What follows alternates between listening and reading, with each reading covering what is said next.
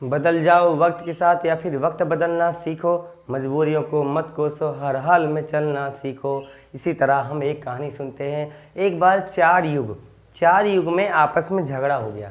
चारों युग कौन कौन से? पहला है सतयुग, दूसरा है त्रेता युग, तीसरा है द्वापर युग, चौथा है कलयुग। कलयुग कह रहा है मैं बड़ा हूँ, और जो द्वापर कह रहा है मैं बड़ा हूँ, और त्रेता कह रहा है मैं बड़ा हूँ, सतयुग कह रहा है मैं बड़ा हूँ। इसी तरह चारों लोगों में विवाद होने लगा। कोई डिसीजन न कर पाए कि आखिर कौन बड़ा है। वहाँ पे विवाद ख़त्म नहीं हुआ, तो सभी लोगों ने डिसीजन लिया चलो हमारा न्याय किसी और द्वारा होगा। तो वो चारों मिल करके गए भगवान शंकर के पास, तो हमारा वही न्याय कर सकते हैं। जहाँ पे कोई काम नहीं आता वहाँ भगवान साक्षात शिव शंकर काम आते हैं। जैसे कि जहर पीने का काम आ गया है ना, जब नीलकंठ, इसलिए उन्हें कहा जाता है। अब ऐसे ही गए वहाँ पर भगवान शंकर के द्वार पर। वहाँ पर बाहर नंदी बाबा जी वेट कर रहे थे द्वारपाल के रूप। उन्होंने उनका सूचना पहुँचाया कि हे महादेव, हे भगवान, हे प्रभु, बाहर चारों युग आपसे मिलने के लिए इंतजार कर रहे हैं। तो महादेव ने कहा कि उन्हें बाइज्जत ले आया जाए, इज्जत के साथ या फिर सम्मान सहित ले आया जाए। कहा अच्छा ठीक है। गए, उनको लेकर आया। कहो भगवान शंकर ने कहा बताइए अपना यहाँ पर आना क्या हुआ, यहाँ पर आखिर तुम सब क्यों आए हो? तो उसमें सतयुग बोला कि महाराज, हे प्रभु, हे ईश्वर, हे परमपिता, आप हम सबका फैसला करिए, आखिर हम सब में से बड़ा कौन है? कलयुग कहता है मैं बड़ा हूँ, द्वापर कहता है मैं बड़ा हूँ, सतयुग कह रहा है मैं बड़ा हूँ, ऐसे ही त्रेता कह रहा है मैं बड़ा हूँ। तो उसने पूछा कि सतयुग ने, आपकी सतयुग कह रहा है कि मैं बड़ा हूँ। तो भगवान शंकर ने उससे पूछा चलो बताओ तुम कैसे बड़े हो, इसका रीज़न बताओ। सतयुग कह रहा है कि मैं इसलिए बड़ा हूँ क्योंकि मेरी उम्र जो थी, यहाँ पे लिखा है 17,28,000 वर्ष थी।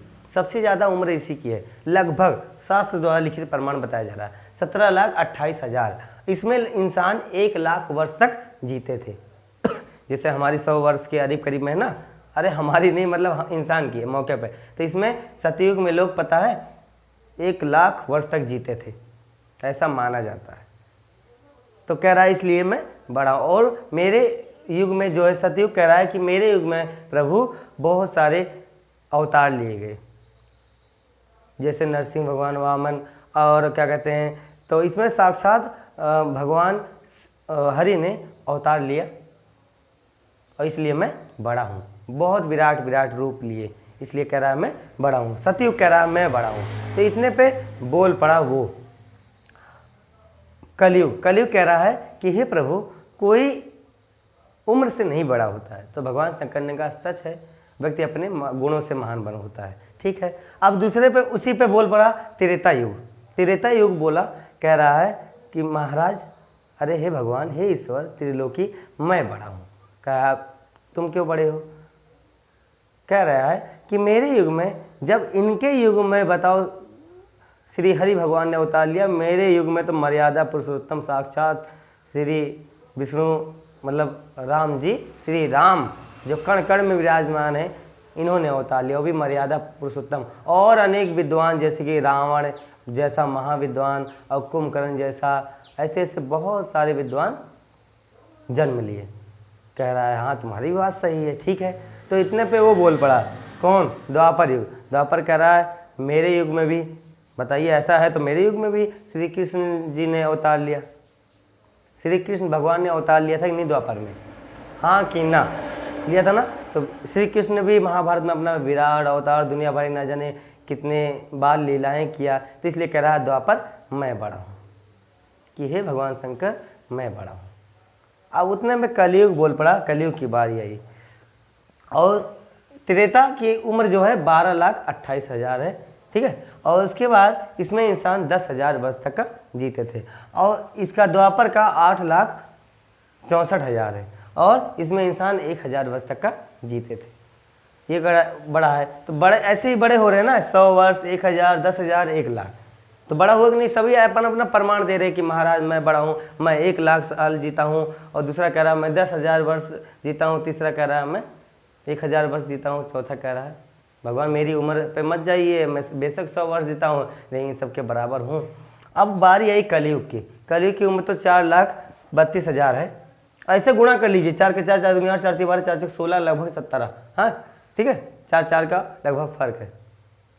तो 4,32,000 है, ये लगभग 100 वर्ष तक का जीतते हैं कलयुग के लोग। तो कलयुग कह रहा है कि मेरे युग में बहुत जल्दी काम हो जाता है। जो कि इन सब के लोग तपस्या करते थे, जो करोड़ों वर्ष में, लाखों वर्ष में तो भगवान की प्राप्ति होती है। मेरे युग में अगर सच्चे मन से प्राप्ति करो तो एक दिन में ईश्वर की प्राप्ति हो सकती है। कहा हाँ सत्य है। और तो ऐसे ऐसे इसने अपना भी थोड़ा गुण बताया कि मेरे युग में बहुत सारे नए नए यंत्रों का आविष्कार हो रहा है। और वैसा तो मेरे यहाँ भी क्या कहते हैं, भगवान किसी न किसी रूप में अवतार लेंगे। ठीक है, तो अब कह रहा है कि कलयुग महाराज, हे प्रभु हम सबका न्याय करिए। तो भगवान शंकर ने कहा ठीक है, मैं न्याय तो करता हूँ लेकिन कुछ कन्फ्यूजन आ गई है। तो पार्वती जी से पूछा, पार्वती जी क्या किया जाए। तो पार्वती जी ने कहा किसी भी तरह हे स्वामी इनका न्याय करिए, इनका विकट दूर करिए, संकट दूर करिए। कहा अच्छा। तो शंकर भगवान ने कहा ठीक है, ये टेस्ट में जो जीतेगा वही विनर होगा।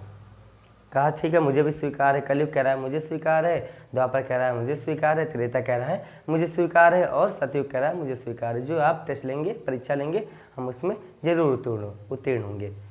तो कहा एक परसा ले आइए, मतलब कढ़ाई एक ले आइए। एक भगवान शंकर ने अपने माया से एक बड़ी सी कढ़ाई, पता है 100 टन की 100 टन की कढ़ाई, बड़ी सी बहुत वजन परसा को रख दिया वहाँ पर, कहाँ बगल में, और कहा कि इसे उठाकर एक गुल खोद करके, मतलब भट्टी खोद करके उस पर रखना है, और उसके अंदर चावल बनाने हैं आपको। चावल बना करके हमारे देवगण, करोड़ों देवगण को उन्होंने बुला लिया और माया से कहा इनको खिलाना है। जिनका पसंद आएगा वो विनर होगा। पहली बार यही सतयुग की। सतयुग ने अपने जैसे एक इंसान को प्रकट किया, बहुत बड़े इंसान को, लगभग कितने वर्ष के, न जाने कितने, 50 हाथ के। भाई उसकी एज भी ज़्यादा थी, हाइट भी ज़्यादा थी। तो उसने तो परसा को आराम से पहले क्या कहते हैं, गुल खोदा, उसके बाद भट्टी खोदा, उसको तो उठा के रख दिया बड़े आराम से। उसने बनाया, सबको साधु संत गणों को खिलाया, वहाँ पे जितने गण लोग थे। अब उसके बाद बारी आई उसकी त्रेता की। त्रेता ने भी अपने जैसा कोई महान इंसान बुलाया। त्रेता में राम आए थे, मतलब कुंभकर्ण जैसे इंसान को, लंबे ऐसे को बुलाया। अब उसमें पावर से बलशाली तो था ही कुंभकर्ण, तो उसको भी बुलाया गया। उसने भी वही नियमानुसार उसको परसा को रखा, कढ़ाई को, और उसमें चावल बनाया और सबको खिलाया। उसका भी काम कंप्लीट हो गया। अब तीसरा नंबर है किसका, द्वापर का। द्वापर की बारी आई। अब इसमें ज़्यादा, जब उसमें 50 फीट की हाइट है, दूसरे वाले में क्या कहते हैं, त्रेता में कुंभकर्ण जैसा है, और इसमें भीम जैसा मान लेते हैं। इसमें भीम जैसा हाइट थी, और ऊपर से पावरफुल था, ज़्यादा नहीं, अब उससे कमी तो है, कमी हो जा रहा है। तो उसके बाद उसको बुलाया गया। उसने दोनों हाथ से कढ़ाई उठाया, किसी भी तरह रखा, तो उसके बाद उसमें रखा, उसने भी बनाया, खिलाया। लेकिन अब बारी आती है कलयुग की। कलयुग क्या कहते हैं, 3 हाथ का इंसान था। सबसे पहले कलयुग ने कह रहा तुम 3 इंसान के हो, और 3 फुट के, 3 फुट के कहें, 6 फुट के, मतलब 3 हाथ के। हाँ 3 हाथ के हो तो तुम कैसे कर लोगे काम। तीनों युग ने पूछा, तुम्हारे बस की बात नहीं है। तो भगवान शंकर ने कहा चाहे जो हो, कढ़ाई छोटी नहीं होगी, नियम सबके लिए एक रहेगा, काम वही है। तो कलयुग तो बुद्धिमान था, बुद्धिमान का युग कहा जाता है। तो उसने एक इंटेलिजेंट आदमी को बुलाया अपने जैसे आचार्य चाणक्य का दिमाग करता था। हाँ विष्णुगुप्त चाणक्य, कौटिल्य, राजनीति के, अर्थशास्त्र के विशेषज्ञ थे। बुद्धिमान इंसान को उसने बुलाया कि हे बस मेरी लाज रख ले, कलयुग का नाक मटकाना बस। कहा महाराज क्या करना है।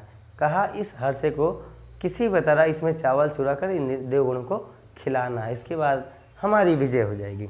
बस उसने कहा महाराज बस, हे कलयुग आप मेरे पिता हैं, मैं आपकी इज्जत नहीं जाने दूंगा, चाहे जो जाए। ये हर्षा का बात कर रहे हो, इससे जैसे करोड़ों टन के भी आ जाए ना, मैं यूं बुद्धिमान बुद्धि से कहा अच्छा वहाँ मत, जाके अपना कार्यक्रम करके दिखा। तो उसने क्या किया, उस कढ़ाई को यूं का यूं रखा रहा दिया, और उसके बाद उसमें जो है नीचे उसी के साइड से भट्टी को खोद दिया नीचे से, और उसके बाद कढ़ाई रखा रह गया, चूल्हा किसी भी तरह बना दिया उसका भट्टी, उसमें आग लगाकर लकड़ियाँ रखी थी बगल में, लगाकर बढ़िया किसी भी तरह बनाया पकाया। और उसकी हाइट तो छोटी थी, तो उसने क्या किया, उन्हीं देवगणों में से उनको बुलाया गया, कम से कम 10 लोगों को बुला लिया, कहा आओ भैया अब खाना तैयार है, पर्स इसमें से आप लोग आइए, पर्स के खिला दीजिए सबको। 5 लोग को बुलाया और बैठे बैठे सबको पर्स आके खिला दिया। सब लोग देखते रह गए, वाह भाई ना आटा सा कलयुग इतना बुद्धिमान, तो यही कहा जाता है। तो कलयुग की वहाँ पर जय जयकार होगी। तो भगवान शंकर ने भी कहा कलयुग सच में बहुत बुद्धिमान है, इसमें अच्छे अच्छे नए मशीनों का युग होगा, लैपटॉप का ज़माना है, कंप्यूटर का ज़माना है, आजकल तुरंत फीड हो जाती है, यहाँ बैठो वहाँ चला जाता है, फ़ोन लगाओ हाय भाई वहाँ से ही हो जाता है कितनी दूर से, पहले पत्र भेजा जाता था किसके माध्यम से, अब देखो क्या हो रहा है। इसीलिए कलयुग बहुत महान है, इसमें इंसान एक दिन में अगर भगवान की सच्चे मन से पूजा करे ना, साक्षात ईश्वर की प्राप्ति होगी। लेकिन इसमें लोग भड़क जाते हैं ना कि मैं भगवान को नहीं मानता, उनको नहीं मानता। अरे मत मानो, कौन कह रहा है तुम्हें भगवान को मानने के लिए, ना जैसे न मानते हो वैसे ना मानोगे तो क्या जाता है, वैसे मान ही लोगे तो क्या चला जाएगा तुम्हारा। एक बार मानने और न मानने में फ़र्क है। गणित में माना बराबर x है, और ना मानोगे तो सवाल गणित नहीं लगेगा, यही है मैथ का रूल। ठीक है, इसलिए भगवान पर विश्वास करो, और इन चारों युग की कहानी इसी प्रकार तुम सबका ज्ञान बढ़ता है। बताओ, अब बताओ क्वेश्चन ये है कि बताओ ये कलयुग की उम्र कितना है, लगभग 100 वर्ष। इसमें आजकल इंसान 100 के अंडर या थोड़ा आलस पलस, कोई 103 105 ऐसे जी जा रहे हैं। नहीं तो आजकल सरकारी पेंशन 60 प्लस भी पाना मुश्किल है, बेचारे पेंशन भी नहीं पाते हैं। और इसमें तो पेंशन वेंशन मिलती ही नहीं थी, 1000 वर्ष थी द्वापर की। ठीक है, तो इतना ही है कहानी कि मत पड़ो किसी के चक्कर में, कोई नहीं है तुम्हारे टक्कर में, नॉट वर्किंग आई एम करकिंग।